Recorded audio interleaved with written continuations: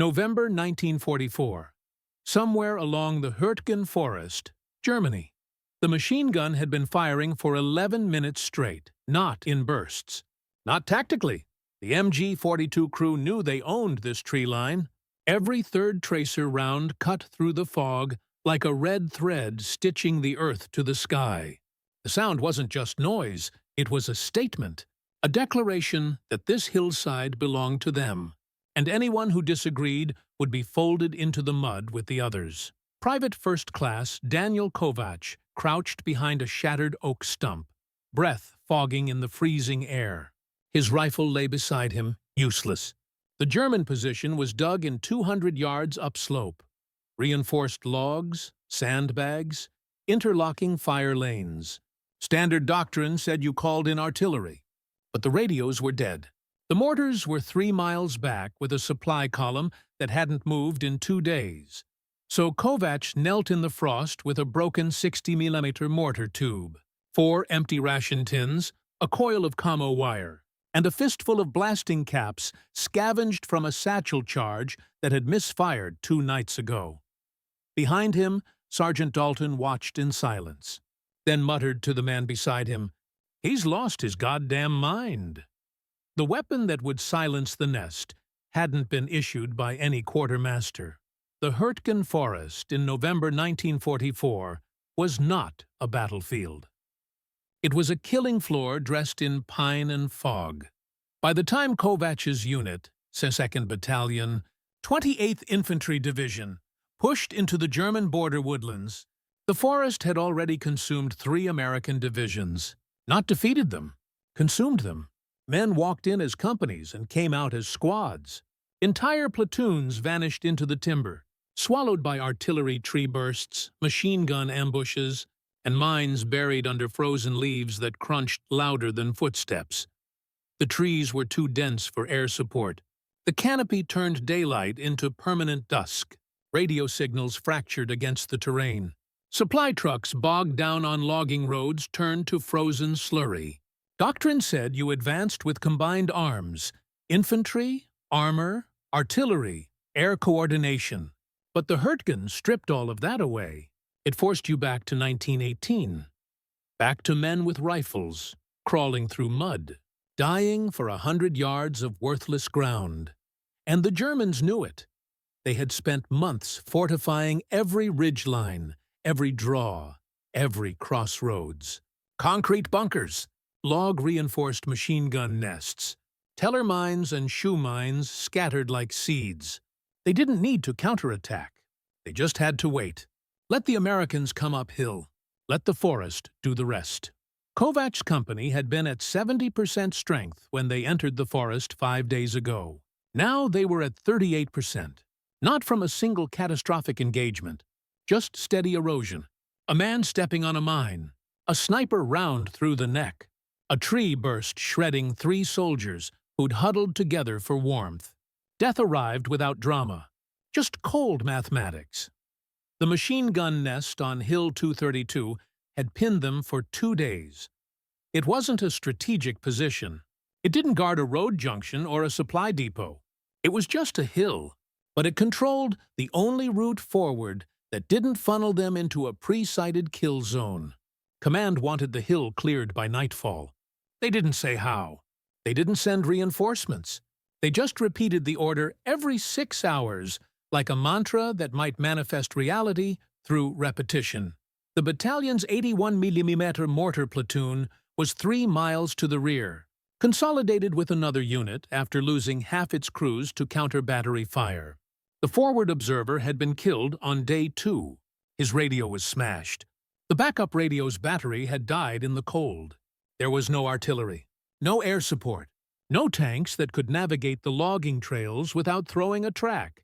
Just infantry, and the Germans waiting uphill. Kovac had joined the unit 6 weeks ago as a replacement. He'd been a machinist before the war, worked in a Cleveland factory that made engine parts for Ford. He understood tolerances, pressures, improvisation when a lathe broke down mid-shift. The other men didn't know this. They just knew he was quiet, competent, and hadn't gotten anyone killed yet. When the mortar tube arrived, dragged forward by a supply runner who'd somehow survived the gauntlet, it came without a base plate. The runner said it had been blown off by a near miss. The sight was cracked. The bipod bent. Kovač took it anyway, sat with it in a foxhole while the MG-42 hammered the ridgeline above them, turned it over in his hands like a broken prayer. Sergeant Dalton found him there at dawn. That thing's scrap. Kovač didn't look up. Maybe. You planning to fix it with good intentions? Planning to make it work, Dalton stared at him. The sergeant was 24 but looked 40. His eyes had the flat, exhausted quality of a man who'd stopped expecting miracles 3 months ago. We've got no base plate. No sight. No proper rounds. I know. So what exactly are you going to shoot out of it? Prayers. Kovač finally met his eyes. I'll figure something out. Dalton walked away, shaking his head. Context, strategic background, Part 2. The problem wasn't just the broken mortar. It was the entire logistical spine of the American war machine failing under the weight of autumn mud and German stubbornness. By November 1944, the U.S. Army was fighting on a supply line stretched from Normandy to the German border. Over 400 miles of shattered French roads, blown bridges and rail lines the retreating Wehrmacht had methodically destroyed. Every gallon of fuel, every crate of ammunition, every replacement boot had to be trucked forward through a transportation network held together with spit and desperation. The famous Red Ball Express, the convoy system that had kept Patton's tanks moving in August, was hemorrhaging trucks faster than depots could replace them. Drivers pushed vehicles until axles snapped. Tires wore bald, engines seized. The quartermasters performed miracles daily, but miracles have limits, and the Hürtgen ate supplies like a furnace. Artillery shells vanished into the canopy, detonating in treetops and showering men with wooden shrapnel that X-rays couldn't detect. Tanks threw tracks on the steep, root-choked trails. Radios died in the wet cold. Rifle bolts froze. Mortar base plates sank into the mud and had to be dug out by hand. Medical supplies ran low because casualty rates exceeded projections. Projections based on open-field combat, not this claustrophobic nightmare of close-range ambushes where men died 10 feet from each other and never saw the shooter. For Kovač's battalion, resupply came every 72 hours if the weather cooperated. If the trucks didn't get lost, if the road wasn't mined, the last delivery had brought ammunition, rations, and mail. No mortar rounds, no replacement base plates, no radio batteries. When Kovač asked the supply sergeant about 60mm shells, the man laughed, a sound like gravel scraping metal. Son, I got 3 companies screaming for bandages, 2 platoons out of rifle ammo, and a colonel who wants me to conjure up a tank battalion from thin air. You want mortar rounds? Go ask the Germans. They got plenty. So Kovač stopped asking. He sat in his foxhole and studied the problem like an engine that wouldn't turn over. You identified the failure point. You found a workaround. You used what you had, what he had, a mortar tube with no base plate, no sight, and no ammunition. What he needed, a way to loft explosives 200 yards uphill into a fortified position. The physics were simple. Angle, propellant, projectile mass. He'd watched mortar crews work before. Drop the round down the tube. Let the firing pin strike the primer. Let the gases expand and throw the shell skyward in a clean parabolic arc. Textbook ballistics. But without a base plate, the tube had nothing to brace against. The recoil would drive it backward into the mud, or worse, into his chest. Without a sight, he was guessing elevation by eyeball. And without proper rounds, he had nothing to shoot, except he did.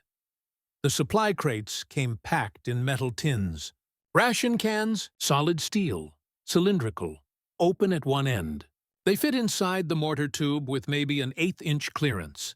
And scattered around the company's positions were the remnants of a satchel charge that had failed to detonate 3 nights ago. Blasting caps, Prima cord, a brick of composition C2 that nobody wanted to handle because it had been frozen, thawed and frozen again. Kovac gathered them quietly, didn't announce what he was doing, just collected the materials like a man preparing to fix a carburetor, not build a weapon. He nested the blasting caps inside a ration tin, packed the space with C2, molded carefully to avoid air pockets, wrapped the whole assembly with commo wire to keep it together during flight. Then he carved wooden wedges from a shattered rifle stock to jam inside the tube as a makeshift sabot, something to grip the tin. Transfer the propellant force and let the projectile separate cleanly once it left the barrel. It wasn't a mortar round. It was a pipe bomb with a trajectory. The other men watched him work in silence. Nobody helped. Nobody stopped him either. There was a tacit understanding that Kovac had crossed into territory beyond standard procedure, and whatever happened next would either vindicate him or kill him. And either way, they'd rather not be complicit. Private Lemieux, a replacement from Boston, finally spoke up. "That thing's gonna blow your hands off." Kovac didn't look up. "Maybe. You even know how much propellant to use? I'll figure it out." Jesus Christ. Lemieux turned to Sergeant Dalton. "Sarge, you're really gonna let him do this?" Dalton stared at the ridgeline. The MG-42 was silent now, but everyone knew it was still there. Waiting, watching, daring them to move. "You got a better idea?" Dalton said quietly. Lemieux opened his mouth, closed it, looked at Kovac kneeling in the mud with his Frankenstein mortar, and said nothing. Kovac hadn't slept more than 90 minutes at a time in 4 days, not because of discipline, not because of watch rotations, because every time he closed his eyes, the forest replayed the same loop. The sound of Corporal Hendricks stepping on a shoe mine and screaming for 11 seconds before his lungs collapsed. The wet thump of a tree burst, dropping Private Oakes into the mud with his spine shattered. The smell of gangrene from a man 3 foxholes over who'd taken shrapnel in the thigh and couldn't be evacuated because the aid station was pinned down just like everyone else. Sleep became a liability, a place where memory ambushed you harder than the Germans. So he worked instead, kept his hands busy, kept his mind on angles, measurements, the small solvable problems that didn't involve wondering whether the next step would detonate the ground beneath your boot. The other men coped differently.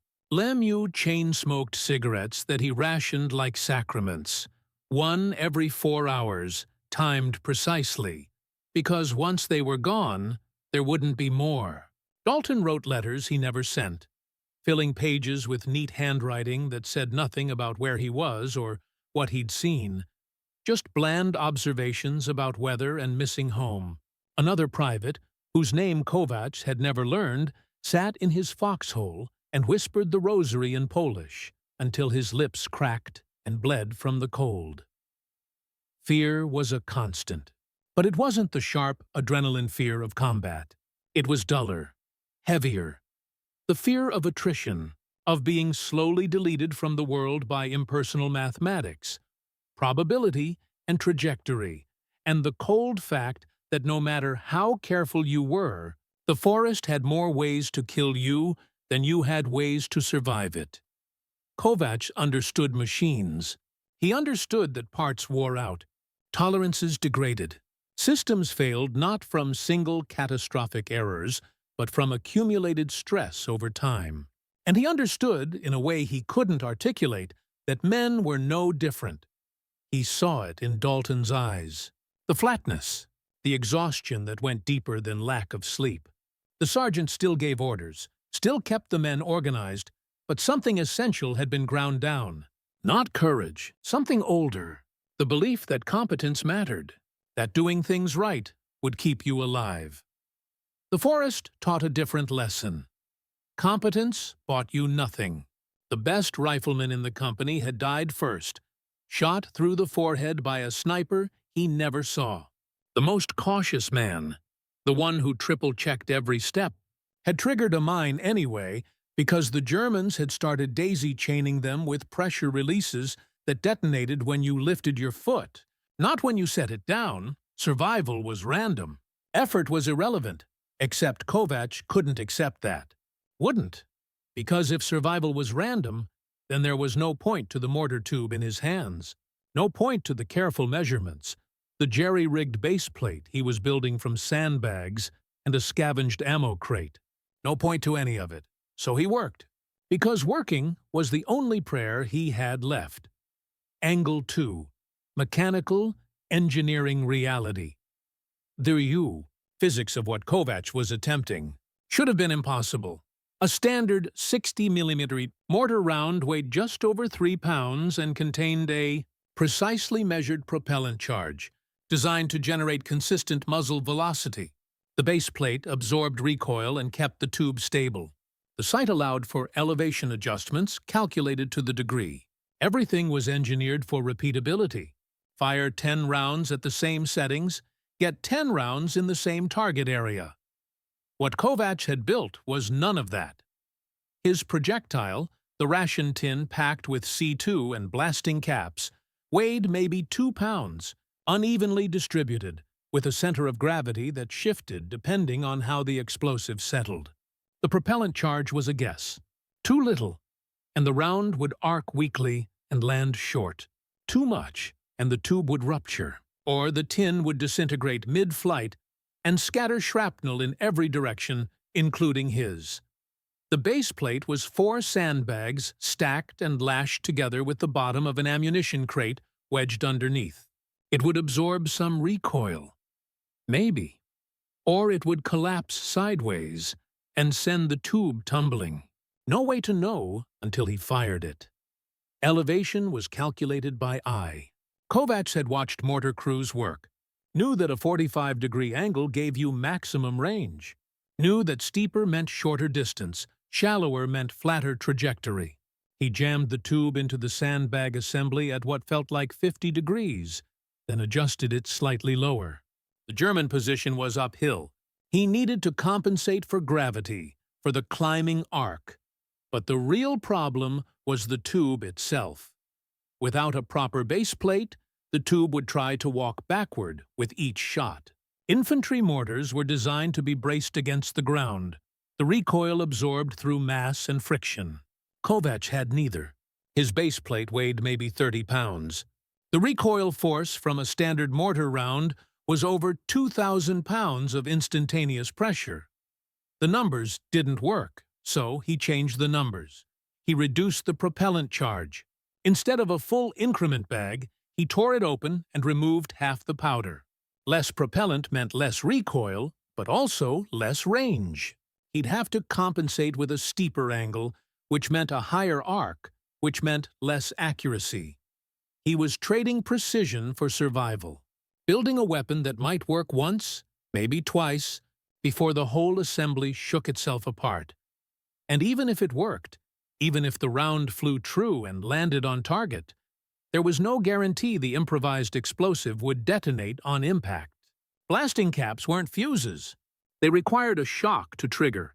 If the tin hit soft ground, it might bury itself and do nothing. If it hit at the wrong angle, the caps might fail. Kovács knew all of this, understood the odds, and kept working anyway, because the alternative was waiting. Waiting for resupply that wasn't coming. Waiting for orders that would send them uphill into the machine gun's teeth. Waiting to die like Hendricks, like Oakes, like the others whose names were already fading from memory. He tightened the commo wire around the tin, checked the wedges inside the tube, ran his thumb along the mortar's scarred metal surface, feeling for cracks, weak points, anything that might fail under pressure. The weapon was a prayer built from scrap and desperation, but it was still a weapon. No. 3. Leadership Doctrine Sergeant. Dalton had been trained to fight by the manual. Fort Benning, 1943. 12 weeks of instruction that hammered doctrine into your skull until it became reflex. Infantry advances with fire support. You don't assault a fortified position without artillery prep. You don't improvise weapons in the field because improvisation gets men killed. You follow the chain of command. You trust the system. The Hürtgen had shattered all of that. Dalton still gave orders, still maintained discipline, but inside, where the other men couldn't see, he was drowning. The manual had no chapter for this. No section on what to do when your radios are dead. Your mortars are gone. Your supply line is a joke. And Division keeps sending orders as if you still had a functional company instead of 38 exhausted men clinging to frozen mud. When Kovacs started building his contraption, Dalton's first instinct was to stop him, confiscate the materials, cite regulations about unauthorized modification of ordnance, remind him that field-expedient explosives violated about 6 different articles of military law. But he didn't, because Dalton had run out of alternatives 3 days ago. He'd requested artillery support, denied. Asked for air reconnaissance, denied. Requested permission to bypass Hill 232 and find another route, denied. Battalion wanted the hill. Didn't matter that it was a tactical dead end. Didn't matter that taking it would cost half his remaining men. Orders were orders. So Dalton made a choice that would have gotten him court-martialed in peacetime. He let Kovacs work. Didn't endorse it. Didn't help. Just allowed it to happen. Plausible deniability wrapped in exhaustion. If it worked, he'd claim he'd authorized a field-expedient solution under combat necessity. If it failed and killed Kovacs, he'd say the private had acted without permission. Leadership in the Hürtgen had become the art of managed catastrophe. You didn't make good decisions. You made the least bad decision available and prayed it wouldn't cost more lives than it saved. Dalton watched Kovacs kneel in the mud, adjusting the tube's angle with the care of a watchmaker, and felt something he hadn't felt in months. Hope. Not the loud, confident hope of August when they'd thought the war might be over by Christmas. Something quieter, darker. The hope of a drowning man who sees a piece of driftwood and knows it probably won't save him, but grabs it anyway. Because what else is there to do? Think it'll work? Lemieux asked quietly. Dalton kept his eyes on the ridgeline. No idea. You gonna stop him? You volunteering to walk up that hill instead? Lemieux, shut up. Angle 4. Enemy perspective Obergefreiter Klaus Weber had been manning the MG-42 nest on Hill 232 for 6 days. He was 20 years old. Drafted in 1943.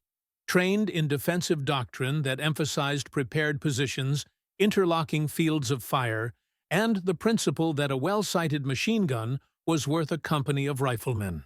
His instructors had been right. The Americans kept trying to advance, and the MG-42 kept cutting them down. Weber didn't feel anything about it anymore. Not pride, not guilt, just the mechanical rhythm of combat. Watch the tree line, identify movement, traverse the gun, squeeze the trigger, watch the tracers stitch the fog. Reload. Repeat. The gun itself was a masterpiece, 1,200 rounds per minute. So fast the sound blurred into a single tearing scream. The Americans called it Hitler's buzzsaw. Weber just called it his best friend. It didn't freeze, didn't jam, didn't question orders. Feed it belts and keep the barrel cool, and it would run forever. His position was textbook. Reinforced with logs and sandbags. Cut into the slope so the gun fired slightly downhill. Maximum field of view, minimum exposure. Ammunition stored in waterproof cans. Spare barrels wrapped in canvas. Escape route mapped to a secondary position 20 meters back. Weber's spotter, Schütze Baumann, was 43, a veteran of the Eastern Front who'd been wounded at Kursk and sent west to recover by manning static defenses. Baumann didn't talk much, just smoked cigarettes down to the filter and scanned the American lines with binoculars that had once belonged to a Soviet officer. "They're not moving," Baumann said, exhaling smoke. "They will." "Not today." "Tomorrow, then." Baumann shrugged. "Tomorrow we'll kill them tomorrow. Weber adjusted the gun's traverse. The Americans were pinned in a draw 200 meters downslope. No cover, no concealment. Every time they tried to flank, the gun swung and drove them back. Simple geometry. Simple doctrine. He'd stopped thinking of them as men. They were targets, movement patterns, tactical problems to be solved with the machine gun's geometry. What a tornatone to win. Weber couldn't see from his elevated position, was the lone American soldier kneeling in the mud with a broken mortar tube and a desperate plan. Angle. Fee-fee. 5-5. Logistical perspective. Captain Raymond Hitch, battalion supply officer, sat in a requisition tent 3 miles behind the line and stared at paperwork that made no sense. On paper, 2nd Battalion had 60% of its authorized equipment. Radios, mortars, medical supplies, ammunition. The numbers said they were combat effective. The reality was different. Half the radios were non-functional, batteries dead, circuits corroded by moisture. The mortars were scattered across 3 separate positions with no centralized fire control. Medical supplies were hemorrhaging faster than replacements arrived because nobody at division believed the casualty rates. And ammunition was being expended at 3 times the projected rate because tree bursts meant you had to fire twice as many shells to achieve the same effect as open ground. Combat. Hitch had tried explaining this to division, submitted reports with detailed breakdowns of actual versus authorized equipment, requested emergency resupply convoys, got back form letters about maintaining supply discipline and prioritizing critical shortages. The disconnect was philosophical.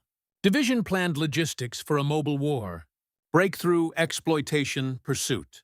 The Hürtgen was static. Grinding. It consumed resources the way a furnace consumed coal. Steadily, remorselessly, without visible progress. When the request came through for mortar base plates and 60mm rounds, Hitch checked his inventory sheets and laughed. Not cruelty, just recognition of absurdity. He had 3 base plates in stock. One was cracked. One was allocated to another battalion. The third was sitting on a truck that had broken down 40 miles back and wouldn't be repaired for another week. So he stamped the request pending and filed it with the others, knowing it wouldn't matter, knowing the men on the line would find another way or die trying. That was the real lesson of the Hürtgen. Doctrine assumed logistics worked, but logistics was just another form of optimism, and optimism died fast in the forest. Angle 6.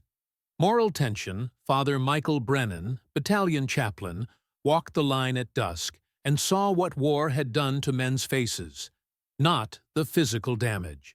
The internal erosion, the way their eyes tracked movement like animals in cages, the way they startled at sounds that weren't gunfire, the way they spoke in clipped sentences as if language itself had become too heavy to carry. He'd offered communion that morning. 3 men showed up. One of them cried silently through the entire service. Another asked if God could forgive him for things he hadn't done yet, but knew he would. The third just stared at the makeshift altar and said nothing. When Brennan heard about Kovács' improvised mortar, he felt something he hadn't expected. Not horror, but recognition. This was what desperation looked like. Not dramatic, not loud. Just a machinist from Cleveland kneeling in frozen mud, building a weapon from trash because the alternatives were worse. Brennan didn't know what to pray for anymore. Victory seemed abstract. Survival seemed selfish. So he prayed for clarity, for the men to see some meaning in the grinding horror, for the war to end before it consumed every last piece of humanity in this forest. But mostly, he prayed that Kovács' weapon would work. Because if it didn't, they'd try something else just as desperate. And eventually, desperation would hollow them out completely, until they were no different from the machines they operated, functional, obedient, and utterly empty inside. Climax, turning point. Part 11, 340 hours.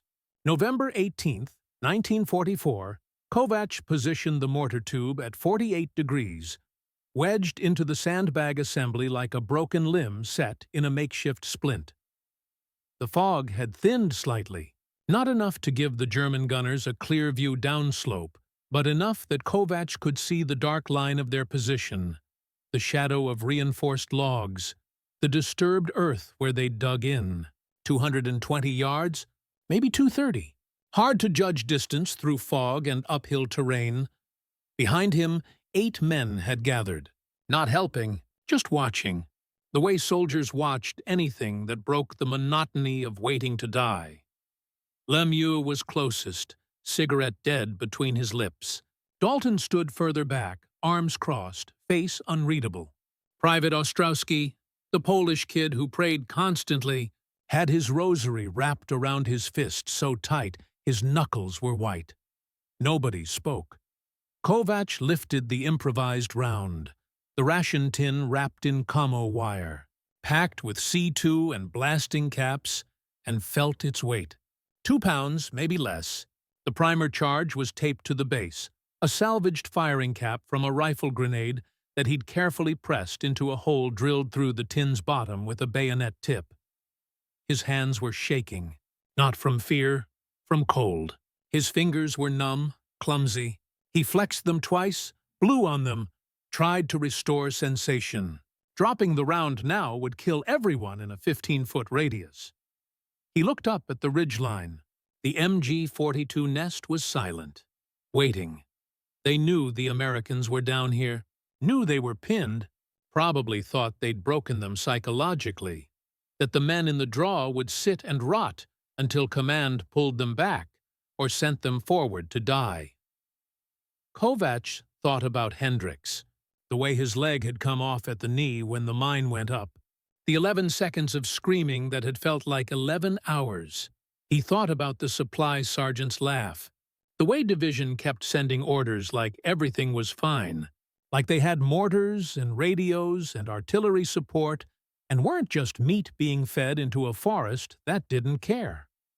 He thought about his father's machine shop in Cleveland, the smell of cutting oil, the sound of lathes spinning, the way his father had taught him that every problem was just a puzzle, and every puzzle had a solution if you were patient enough to find it. He lowered the round into the tube. It stuck halfway. His heart stopped. The wooden wedges, the makeshift sabot he'd carved to grip the tin and transfer the propellant force, had swollen in the moisture. The tin wouldn't drop. It just hung there, lodged in the tube, 12 inches from the firing pin. Behind him, someone exhaled slowly, a sound like a prayer dying. Kovacs grabbed the tube with both hands and tilted it vertical, shook it gently. The round shifted an inch. Stuck again!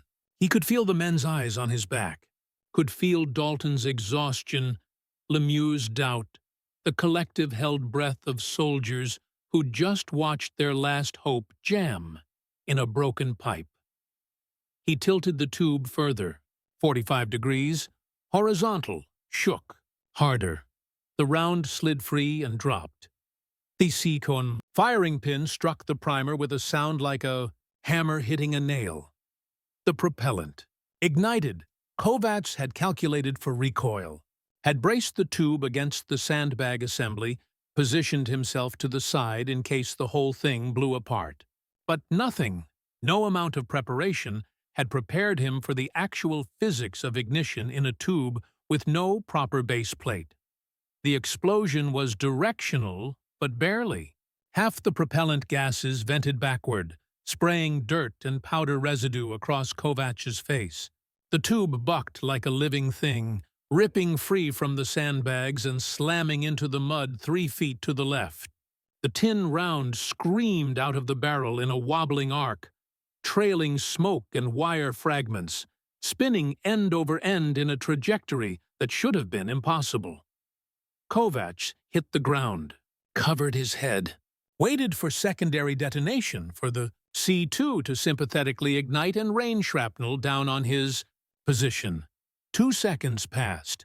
3, 4, 3-0. Round hit the ridgeline 60 yards. Short of the German position, buried itself in mud, and detonated with a flat crump that sent a geyser of frozen earth skyward.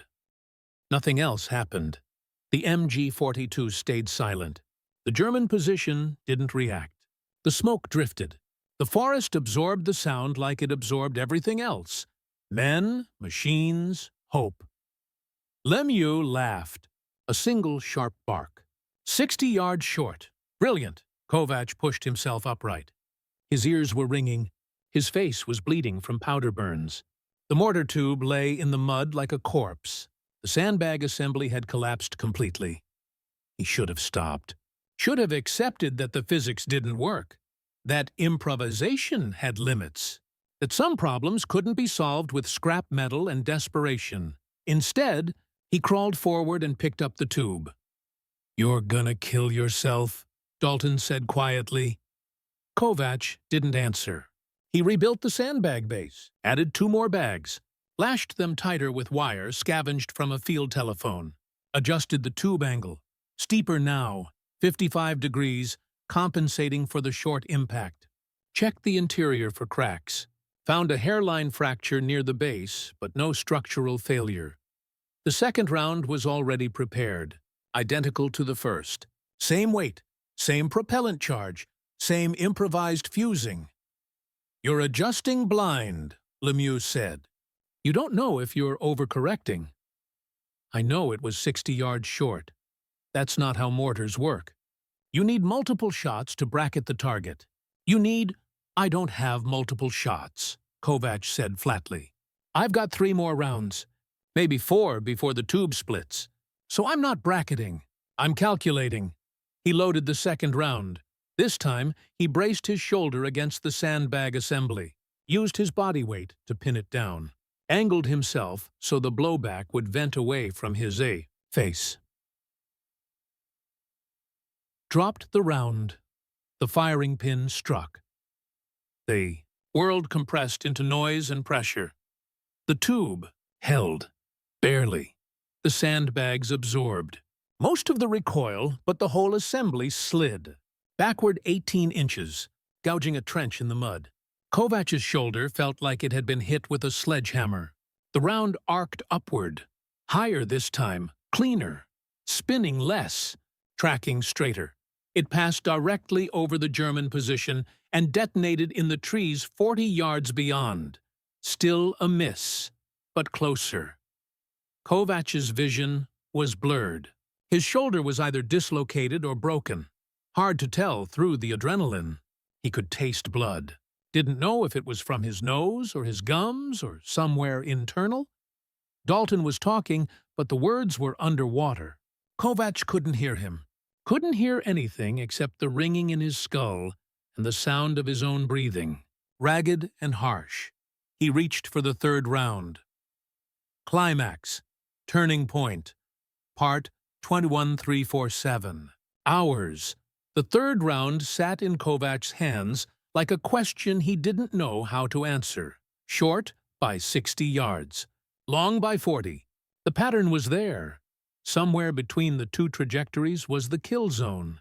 But without a proper sight, without ballistic tables, without anything except instinct and half-remembered physics, he was firing into darkness and hoping geometry would save him.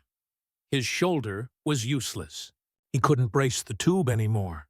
Couldn't use his body weight to stabilize the assembly. The sandbags had compacted from the recoil, compressed into something harder but less forgiving. One more shot and the whole thing would probably blow apart. Dalton was beside him now, kneeling in the mud. "Kovac! Look at me!" Kovac looked. His eyes wouldn't focus properly. Concussion, probably. The blowback from the second shot had rattled his brain inside his skull.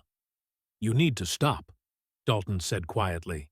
"That tube's gonna rupture. You're gonna lose your hands. Or your face. Or both. I'm close.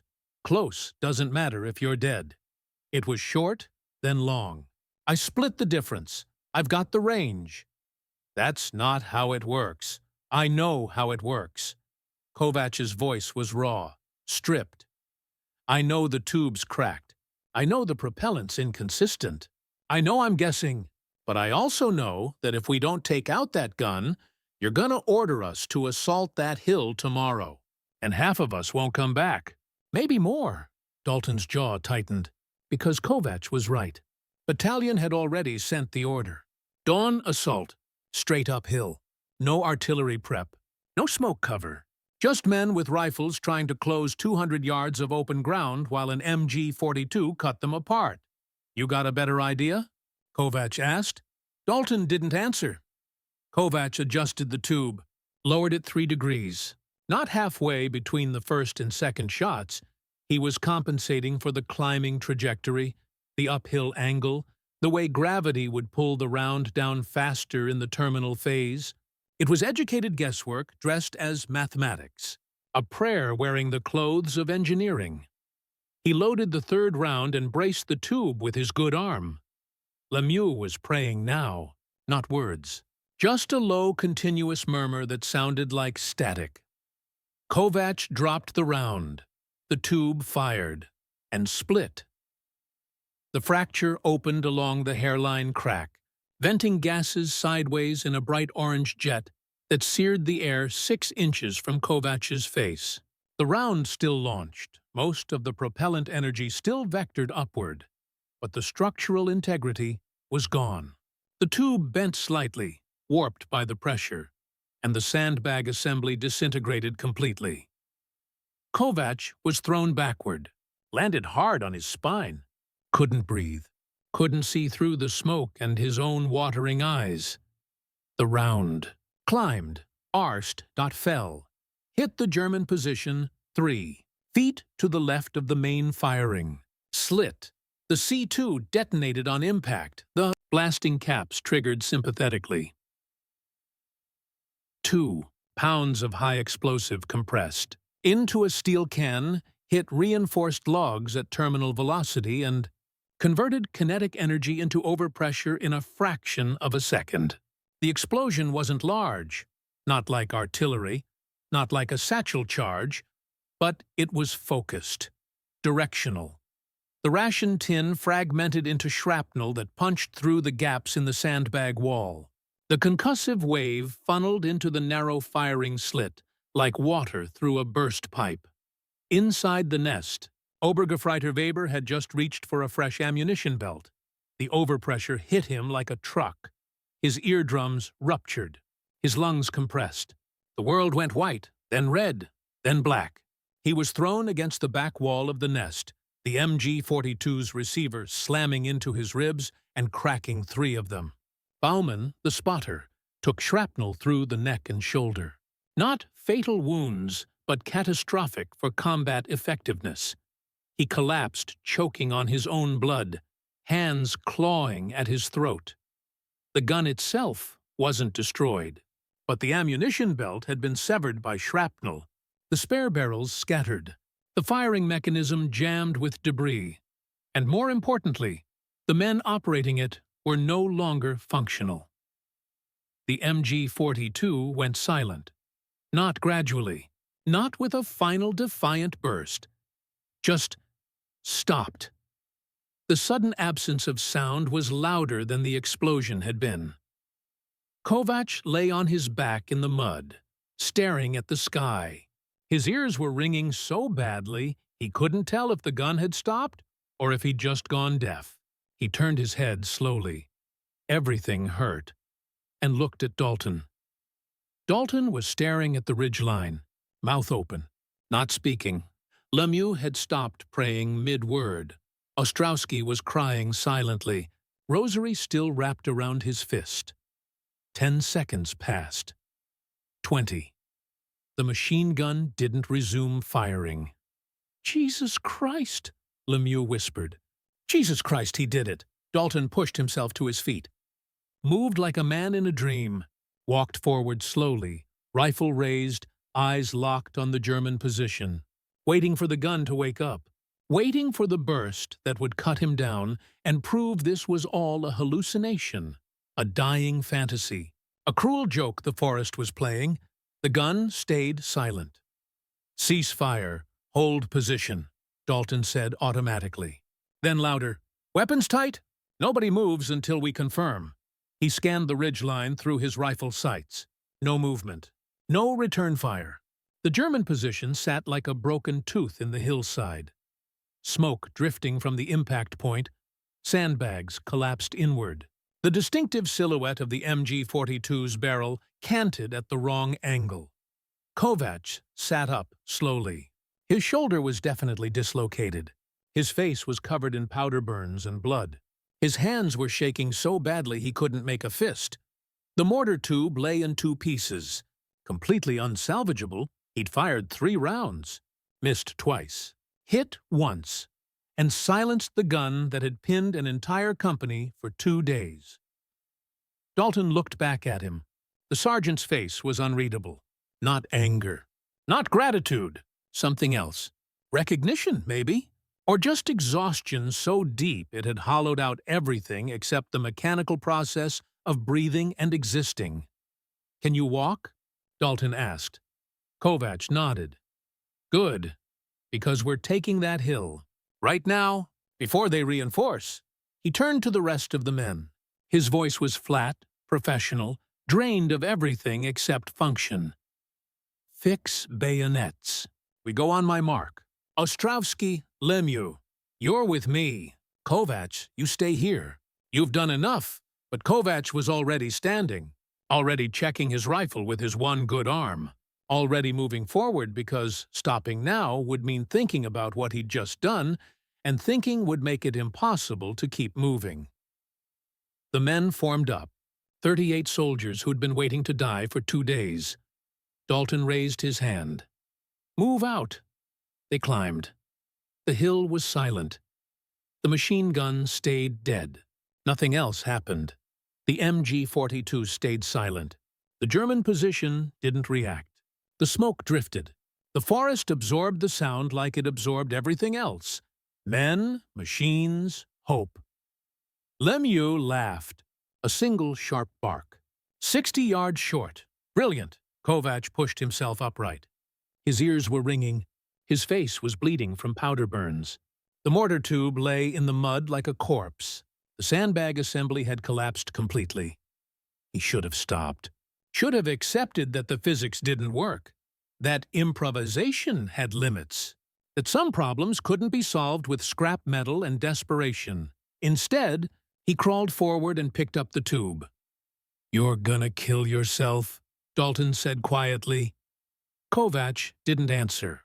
He rebuilt the sandbag base, added 2 more bags, lashed them tighter with wire scavenged from a field telephone, adjusted the tube angle, steeper now, 55 degrees, compensating for the short impact. Checked the interior for cracks. Found a hairline fracture near the base, but no structural failure. The second round was already prepared, identical to the first. Same weight, same propellant charge, same improvised fusing. "You're adjusting blind," Lemieux said. "You don't know if you're overcorrecting." "I know it was 60 yards short. That's not how mortars work. You need multiple shots to bracket the target. You need—" "I don't have multiple shots," Kovacs said flatly. "I've got 3 more rounds, maybe 4 before the tube splits. So I'm not bracketing. I'm calculating." He loaded the second round. This time, he braced his shoulder against the sandbag assembly, used his body weight to pin it down, angled himself so the blowback would vent away from his face. Dropped the round. The firing pin struck. The world compressed into noise and pressure. The tube held, barely. The sandbags absorbed. Most of the recoil, but the whole assembly slid. Backward 18 inches, gouging a trench in the mud. Kovacs' shoulder felt like it had been hit with a sledgehammer. The round arced upward. Higher this time, cleaner. Spinning less, tracking straighter. It passed directly over the German position and detonated in the trees 40 yards beyond. Still a miss, but closer. Kovacs' vision was blurred. His shoulder was either dislocated or broken. Hard to tell through the adrenaline. He could taste blood. Didn't know if it was from his nose or his gums or somewhere internal. Dalton was talking, but the words were underwater. Kovacs couldn't hear him. Couldn't hear anything except the ringing in his skull and the sound of his own breathing, ragged and harsh. He reached for the third round. Climax. Turning point. Part 21347. Hours. The third round sat in Kovacs' hands like a question he didn't know how to answer. Short by 60 yards. Long by 40. The pattern was there. Somewhere between the two trajectories was the kill zone. But without a proper sight, without ballistic tables, without anything except instinct and half-remembered physics, he was firing into darkness and hoping geometry would save him. His shoulder was useless. He couldn't brace the tube anymore. Couldn't use his body weight to stabilize the assembly. The sandbags had compacted from the recoil, compressed into something harder but less forgiving.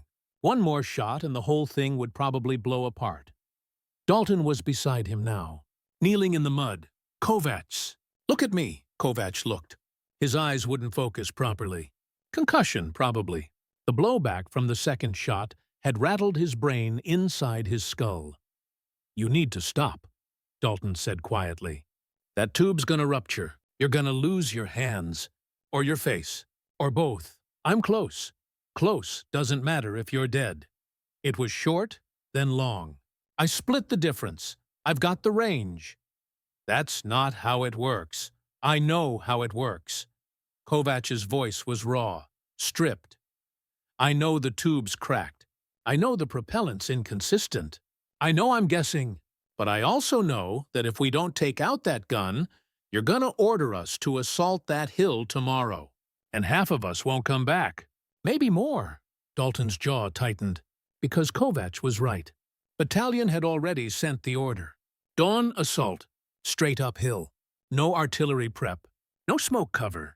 Just men with rifles trying to close 200 yards of open ground while an MG-42 cut them apart. You got a better idea? Kovacs asked. Dalton didn't answer. Kovacs adjusted the tube, lowered it 3 degrees. Not halfway between the first and second shots, he was compensating for the climbing trajectory, the uphill angle, the way gravity would pull the round down faster in the terminal phase.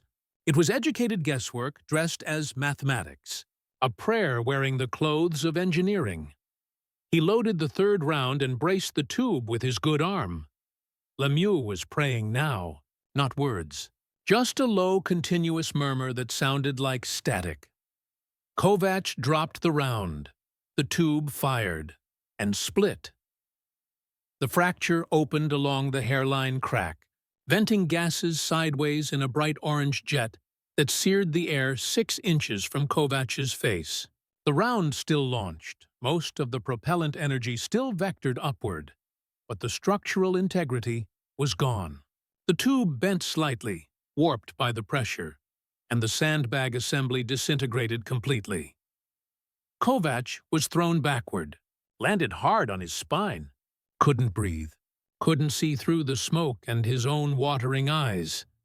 The round climbed, arsed, fell, hit the German position 3 feet to the left of the main firing, slit. The C-2 detonated on impact. The blasting caps triggered sympathetically. 2 pounds of high explosive compressed into a steel can, hit reinforced logs at terminal velocity and converted kinetic energy into overpressure in a fraction of a second. The explosion wasn't large, not like artillery, not like a satchel charge, but it was focused, directional. The ration tin fragmented into shrapnel that punched through the gaps in the sandbag wall. The concussive wave funneled into the narrow firing slit like water through a burst pipe. Inside the nest, Obergefreiter Weber had just reached for a fresh ammunition belt. The overpressure hit him like a truck.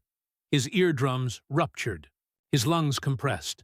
The world went white, then red, then black. He was thrown against the back wall of the nest, the MG-42's receiver slamming into his ribs and cracking 3 of them. Baumann, the spotter, took shrapnel through the neck and shoulder. Not fatal wounds, but catastrophic for combat effectiveness. He collapsed, choking on his own blood, hands clawing at his throat. The gun itself wasn't destroyed, but the ammunition belt had been severed by shrapnel. The spare barrels scattered, the firing mechanism jammed with debris, and more importantly, the men operating it were no longer functional. The MG-42 went silent. Not gradually, not with a final defiant burst. Just stopped. The sudden absence of sound was louder than the explosion had been.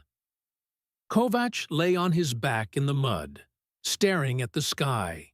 His ears were ringing so badly he couldn't tell if the gun had stopped or if he'd just gone deaf. He turned his head slowly. Everything hurt, and looked at Dalton. Dalton was staring at the ridgeline, mouth open, not speaking. Lemieux had stopped praying mid-word. Ostrowski was crying silently, rosary still wrapped around his fist. 10 seconds passed. 20. The machine gun didn't resume firing. "Jesus Christ," Lemieux whispered. "Jesus Christ, he did it." Dalton pushed himself to his feet, moved like a man in a dream, walked forward slowly, rifle raised, eyes locked on the German position, waiting for the gun to wake up, waiting for the burst that would cut him down and prove this was all a hallucination, a dying fantasy, a cruel joke the forest was playing. The gun stayed silent. "Cease fire, hold position," Dalton said automatically. Then louder, "Weapons tight? Nobody moves until we confirm." He scanned the ridgeline through his rifle sights. No movement. No return fire. The German position sat like a broken tooth in the hillside. Smoke drifting from the impact point. Sandbags collapsed inward. The distinctive silhouette of the MG-42's barrel canted at the wrong angle. Kovac sat up slowly. His shoulder was definitely dislocated. His face was covered in powder burns and blood. His hands were shaking so badly he couldn't make a fist. The mortar tube lay in 2 pieces. Completely unsalvageable, he'd fired 3 rounds, missed twice, hit once, and silenced the gun that had pinned an entire company for 2 days. Dalton looked back at him. The sergeant's face was unreadable. Not anger. Not gratitude. Something else. Recognition, maybe? Or just exhaustion so deep it had hollowed out everything except the mechanical process of breathing and existing. "Can you walk?" Dalton asked. Kovac nodded. "Good, because we're taking that hill. Right now, before they reinforce." He turned to the rest of the men. His voice was flat, professional, drained of everything except function. "Fix bayonets. We go on my mark. Ostrowski, Lemieux, you're with me. Kovac, you stay here. You've done enough." But Kovac was already standing, already checking his rifle with his one good arm, already moving forward because stopping now would mean thinking about what he'd just done, and thinking would make it impossible to keep moving. The men formed up, 38 soldiers who'd been waiting to die for 2 days. Dalton raised his hand. "Move out." They climbed. The hill was silent. The machine gun stayed dead. And somewhere in the frozen mud of the Hürtgen Forest, a broken mortar tube cooled in the November air, a monument to desperation, mathematics, and the thin line between innovation and suicide. Aftermath. Consequence. Part 11-14-20 hours. The German position was a tomb. Dalton reached it first, rifle raised, moving with the careful precision of a man who'd learned that confidence killed. But the nest was empty of threat. Just wreckage and silence and the smell of cordite mixed with something copper-dark that didn't need identification. Weber was alive. Barely. Unconscious, bleeding from his ears, ribs caved in on one side. His hands were still reaching for the MG-42's grips. Muscle memory persisting after consciousness failed. Baumann was worse, choking wetly, eyes wide and vacant, staring at nothing, while blood pooled beneath his neck. Lemieux moved past them without looking, kicked the ammunition belts away from the gun, checked the firing mechanism. The receiver was jammed with debris, wire fragments, metal shavings, something that might have been part of the ration tin. The barrel was intact, but the traverse mechanism was bent. The gun wasn't destroyed, just broken enough. "Medic!" Dalton called down the slope. Nobody answered.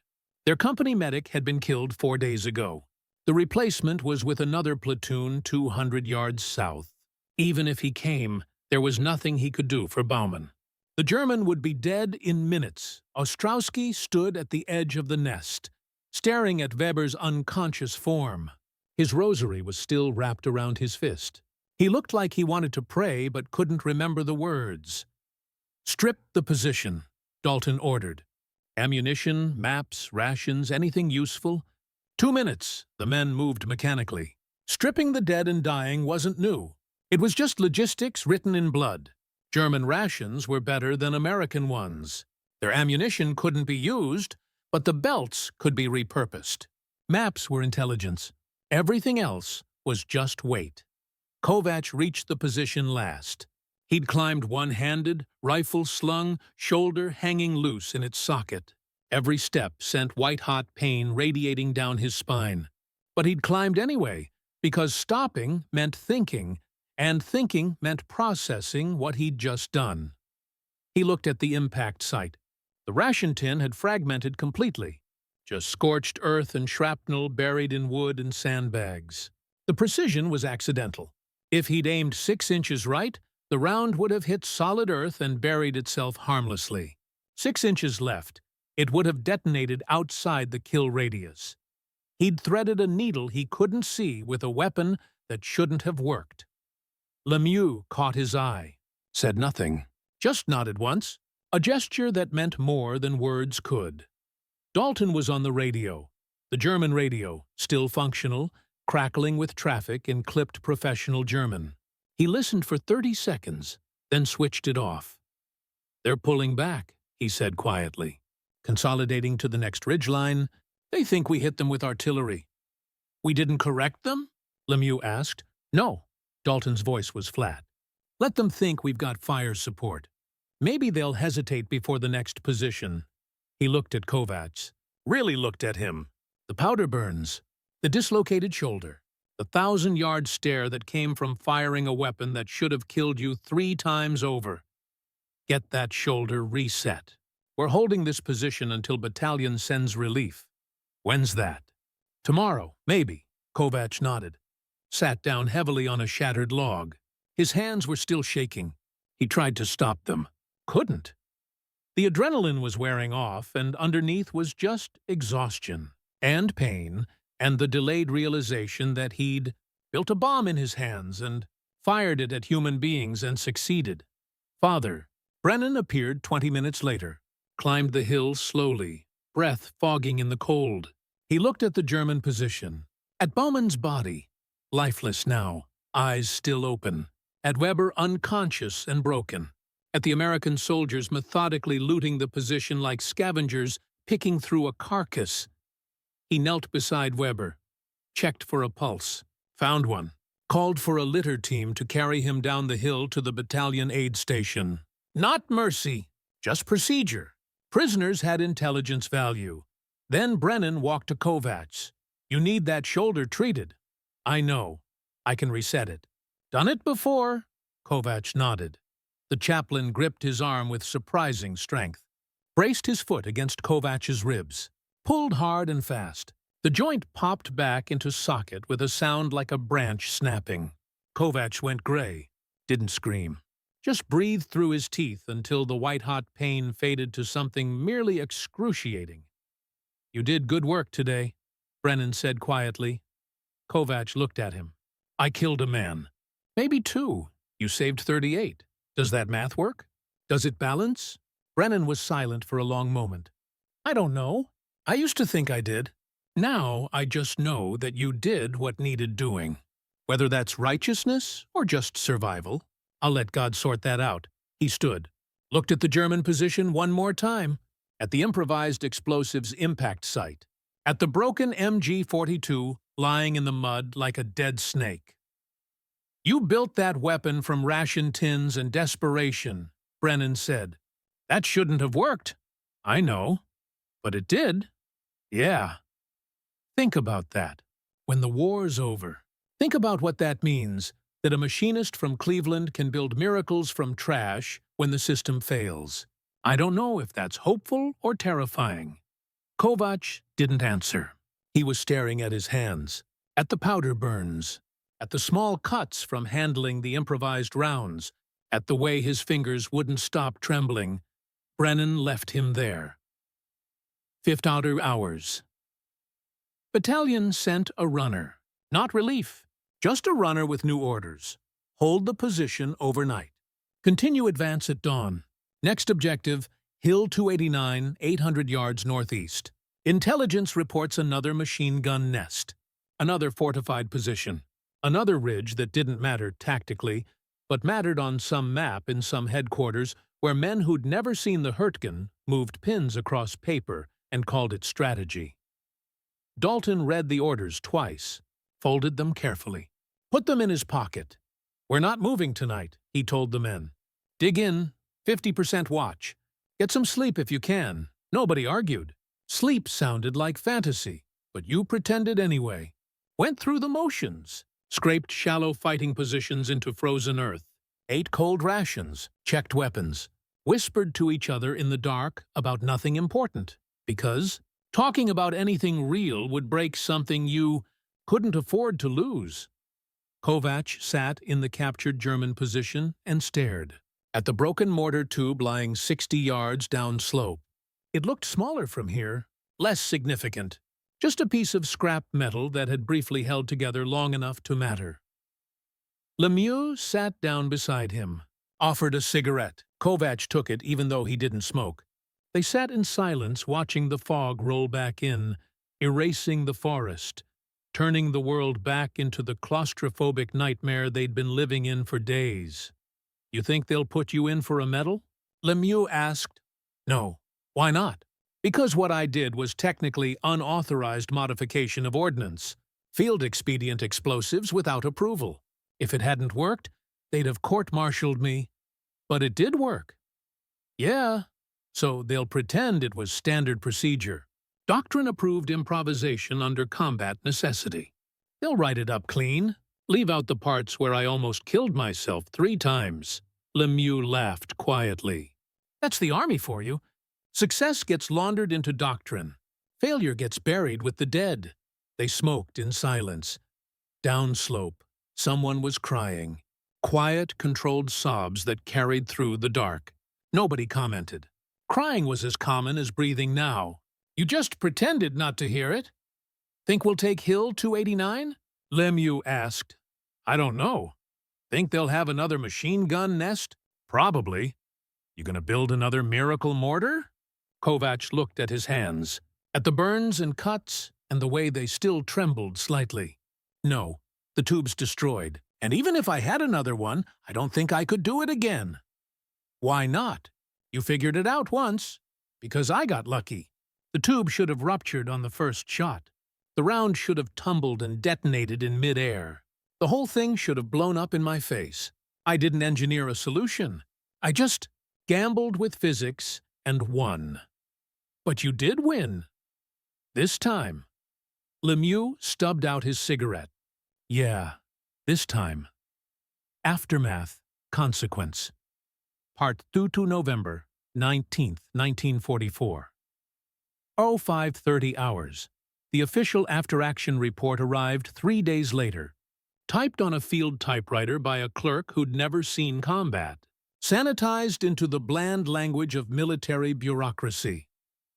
Subject: enemy machine gun position neutralized. Hill 2321.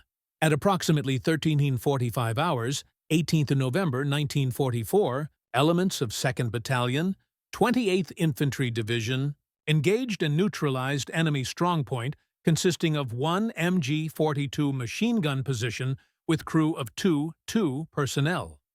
Due to unavailability of standard mortar support, PFC, Daniel Kovacs employed field-expedient indirect fire solution utilizing damaged 60mm mortar tube and improvised projectiles. Enemy position rendered combat ineffective. After 3 rounds fired. 1 enemy KIA, 1 enemy WIA captured. Seat. Friendly casualties, none. Position secured 14-20 hours, same date. Advance resumed following morning per battalion order. Recommend PFC Kovacs for commendation for initiative and technical proficiency under combat conditions. The report mentioned nothing about the shaking hands, the dislocated shoulder, the mortar tube that split apart and nearly killed him, the desperation that made building a pipe bomb seem like reasonable tactics, the way his ears bled for 2 days afterward, the nightmares where the round fell short and the MG-42 kept firing, and his company died because his mathematics were wrong. Just numbers, clean language, initiative and technical proficiency. Captain Hitch read the report in his supply tent and shook his head slowly. He knew what field expedient meant, knew what improvised projectiles translated to in reality, knew that somewhere in the gap between employed and neutralized was a story that would never make it into the official record. He filed the report, added a notation to Kovacs' service jacket, then went back to calculating how many mortar rounds he didn't have for men who needed them. November 22, 1944, the German after-action report was different. Gefechtsbericht. Verlust der Stellung. Hügel 232 Weber dictated it from a field hospital bed. One lung collapsed, ribs wrapped, ears still ringing. His memory of the final moments was fragmentary. Just the sudden pressure, the world compressing. Waking up in American hands with Baumann dead beside him. The German intelligence officer taking his statement was methodical, professional, and skeptical. You're certain it was artillery? It had to be. The overpressure, the fragmentation pattern, but you didn't hear the sound of a battery firing. No whistle of incoming shells. No preparatory barrage. Weber hesitated. The fog was heavy. Sound behaved strangely. Obergefreiter. I've reviewed the American positions. They had no artillery support in that sector. No mortars. No forward observers. So what hit you? Weber closed his eyes. Tried to remember. Just the sudden violence. The impossible precision. I don't know. Maybe a rifle grenade? A satchel charge thrown from close range. From 200 meters uphill through dense fog? Then I don't know. The intelligence officer made a notation. Filed the report under uncertain enemy capabilities. Added a note that American infantry seemed to be employing previously unknown close support weapons, possibly improvised explosive devices delivered by unconventional means. The report circulated through division, then corps, then was buried under 1,000 other reports from 1,000 other engagements, where the truth was fragmentary, contradictory, and ultimately irrelevant because the position was lost and the war kept grinding forward. Weber was evacuated to a hospital in Dusseldorf, spent the rest of the war recovering from injuries that never fully healed.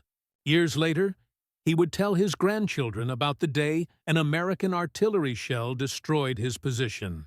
He never knew it was a ration tin packed with C2, fired from a broken mortar tube by a machinist from Cleveland who didn't know what he was doing. November 25, 1944. Kovacs' company took Hill 289 3 days later. Cost them 11 men, 4 dead, 7 wounded. The German position was stronger, deeper, better sighted. They took it with rifle fire, grenades, and one functioning bazooka that finally arrived with a resupply convoy. No improvised mortars, no miracles. Just the standard grinding mathematics of infantry combat. Kovacs survived. Fought with one arm for a week, until the shoulder healed enough to bear weight. Didn't try to build another weapon. Didn't need to. The supply situation slowly improved as November became December. Real mortars returned. Artillery spotters arrived. The battalion got replacement radios, but Hill 232 stayed in his mind. The shaking hands, the split tube, the impossible mathematics that somehow resolved into a dead German and a silenced gun. He couldn't square it. Couldn't reconcile the fact that desperation and competence had aligned for exactly 3 shots, long enough to matter, and then vanished back into the realm of things that shouldn't work, but briefly did. Lemieux died on December 8th, stepped on a mine during a routine patrol. Kovacs heard the explosion from 200 yards away, knew immediately who it was, just knew. By the time he reached the site, there was nothing to do except help carry pieces back to the aid station. That night, sitting in a frozen foxhole, Kovacs tried to calculate the odds of building a weapon that worked, of hitting a target he couldn't properly see, of surviving the Hürtgen when better men, smarter, stronger, more careful, died for no reason except being in the wrong place at the wrong second. The numbers didn't add up. They never would. December 16, 1944, the Hürtgen Forest offensive stalled completely. The Germans launched a massive counteroffensive through the Ardennes, the Battle of the Bulge, and suddenly Hill 232 and Hill 289 and all the other nameless ridges that had cost so many lives became irrelevant. Strategic backwaters. Footnotes: Kovacs's battalion was pulled from the line and sent south to help contain the German breakthrough. They marched through snow and exhaustion, leaving the forest behind. Nobody looked back. The Hürtgen had taken everything it was going to take from them. What remained was just the walking wounded, men who'd survived physically, but left pieces of themselves buried under pine needles and frozen mud. Sergeant Dalton received a Bronze Star for leadership during the Hill 232 engagement. He accepted it without comment, put it in his pocket, and never mentioned it again. Kovacs received a commendation letter.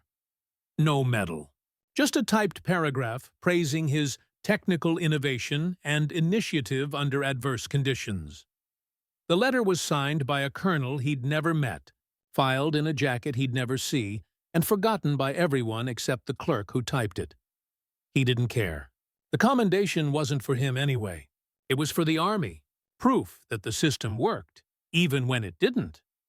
That doctrine could accommodate improvisation, that dead Germans could be converted into clean administrative language and filed away under mission success. The broken mortar tube stayed on Hill 232. Nobody retrieved it. It wasn't worth salvaging. Just scrap metal rusting slowly under the snow. A monument to nothing, witnessed by no one. Years later, a German farmer would find it while clearing his land. Wouldn't recognize what it was. Would melt it down for raw material and turn it into something useful. A fence post, maybe, or part of a plow. Converting weapons back into tools. Beating swords into plowshares like the Bible said, except backwards and without any divine orchestration, just entropy. Just time converting everything back to its constituent elements and erasing the brief moment when mathematics, desperation, and impossible luck aligned perfectly enough to silence a machine gun for exactly as long as it mattered. January 8, 1945, Father Brennan wrote about Hill 232 in his journal. Not the official version, the truth as he understood it. Today I spoke with PFC Kovacs about what he did in the forest. He asked me if God had guided his hand, if divine intervention had made the impossible possible. I told him I didn't know, that maybe God works through desperate men with broken tools. Or maybe we just get lucky sometimes and call it providence because the alternative is too terrifying, that we're alone in the chaos, building miracles from trash. And sometimes they work. And sometimes they don't, and there's no deeper meaning than that. He didn't like my answer. I don't blame him. I don't like it either. But I think about that ration tin filled with explosives, fired from a tube that should have killed him, hitting a target he couldn't see. And I wonder if the miracle wasn't the weapon working. Maybe the miracle was that a man looked at an impossible problem and decided to solve it anyway. That he built something from nothing because the alternative was watching his friends die. Maybe that's what divine looks like in war.